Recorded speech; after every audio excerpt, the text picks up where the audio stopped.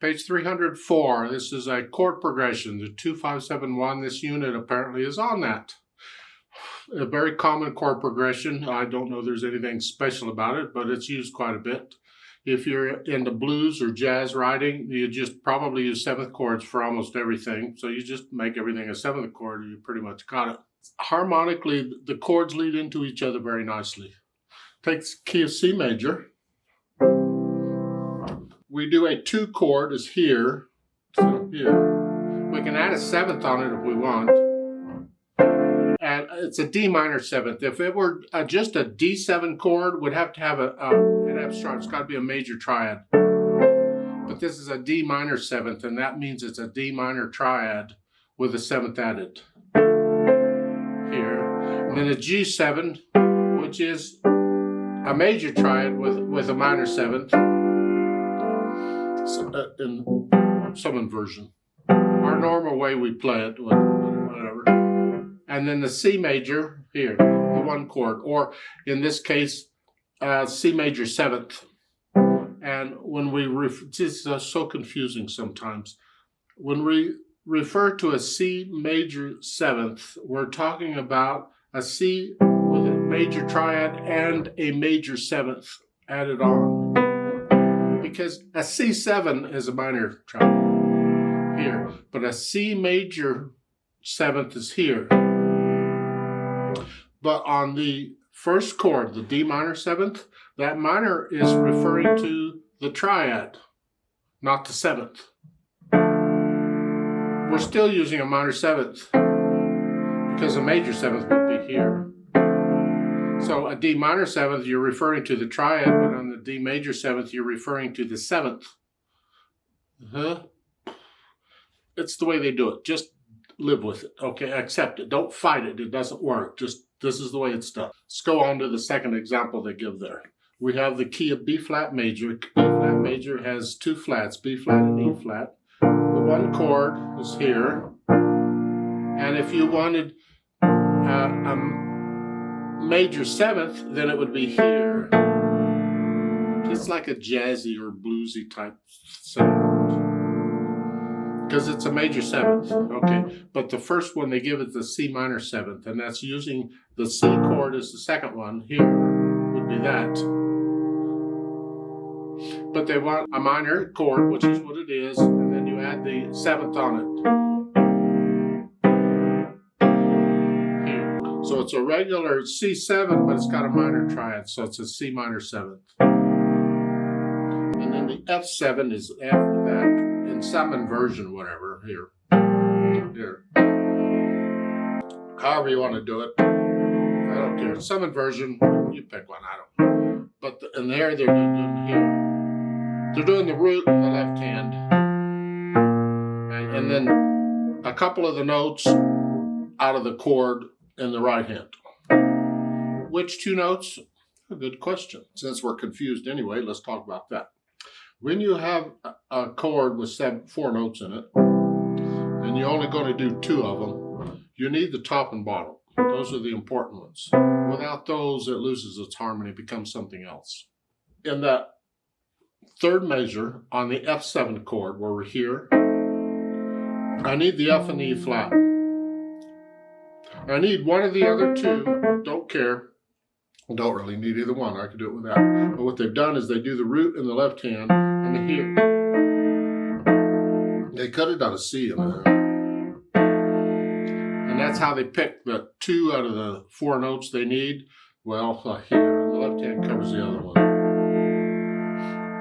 And then the B flat major 7, we've already covered that. It's a B flat major with a major 7th here. So it's here. And you say, which are the 2 notes they need? Well, we need the B flat and the A, and one of the others. So we have the B flat here and we have the A here, and they've added the D on top. They could have added an F on top. It's a 1 chord, a 1-7 chord, sort of, except it's got a major 7th.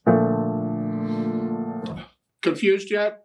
Okay, let's do the next one. We are in the key of A flat major. A flat major has 4 flats. Hopefully you already know that. I got tired of pointing this out. You really ought to know these key signatures by now. If you don't, please go practice and learn the scales. But they start out with a B flat minor 7th. Well, a B flat here, a regular B flat 7 is here, but they want a minor, so we're going to take the triad and make it a minor, and then add that. For a B flat minor 7, it's a 2 chord. A flat, 2 chord would be here. We'll make it minor and add the 7th, a minor 7th. And what they've done is they do the root here, and then they do these two here. Because we were the here, and here. Then the E flat 7 is here. Just a regular E flat 7. You have a major triad, a minor 7th. And then you need 3 of the 4 notes. Well, the left hand's got the root, and then the right hand has the G and the B flat. Okay, we need the top and bottom, but okay. And then the A flat major 7th, the A flat is here with a major 7th, because a minor 7th on here would be here. And now it's going to be major. So 1 major 7. A flat major. And which of the notes? Well, we have this and this. And which of these are they using? Looks like they're using that up here. Let's do the last one because there's not a lot of sharps and flats in it. It's in the key of C major.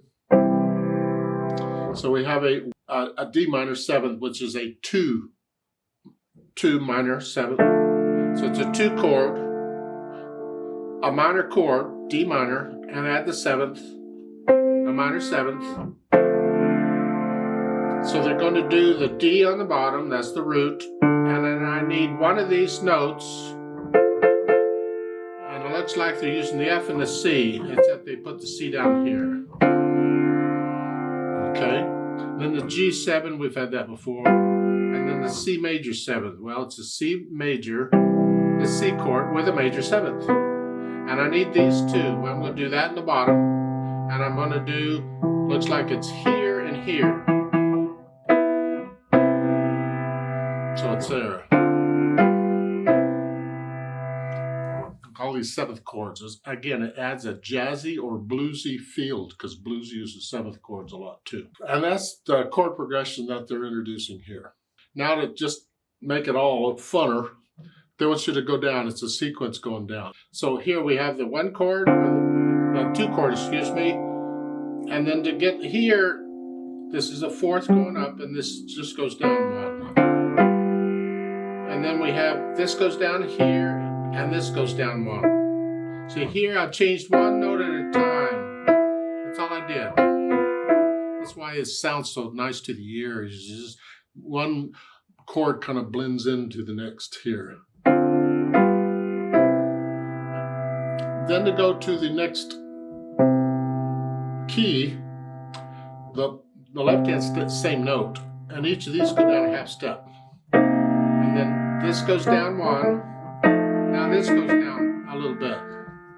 And again, to go to the next one, these go down a half step here, and that stays the same. And then this goes down 1, and then here.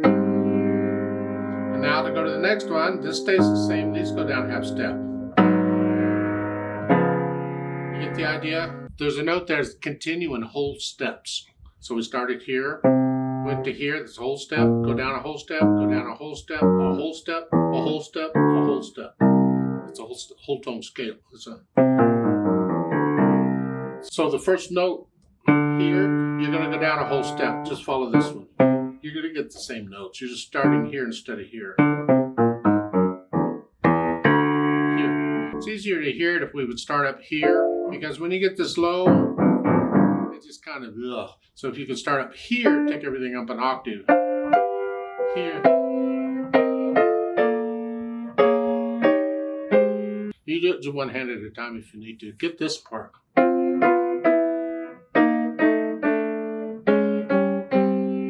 These are half steps here. The left hand's going a whole step down each time.